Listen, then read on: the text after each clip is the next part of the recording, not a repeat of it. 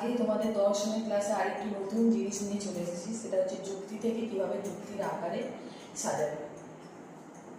প্রথমে আমি লিখছি সকল মানুষ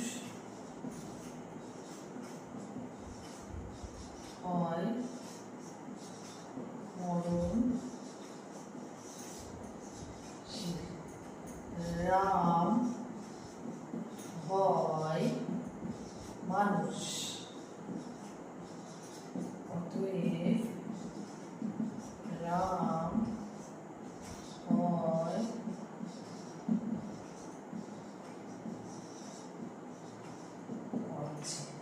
এক্ষেত্রে আমি বলছি যুক্তি থেকে যুক্তির আকার। যুক্তির আকারে আমি রামকে আমি এস ধরলাম, মরণশীলকে আমি বি ধরলাম, রাম কোথায় আছে এখানে এস ধরলাম, মরণশীল কোথায় আছে এখানে বি ধরলাম, আর এটাকে এ ধরলাম।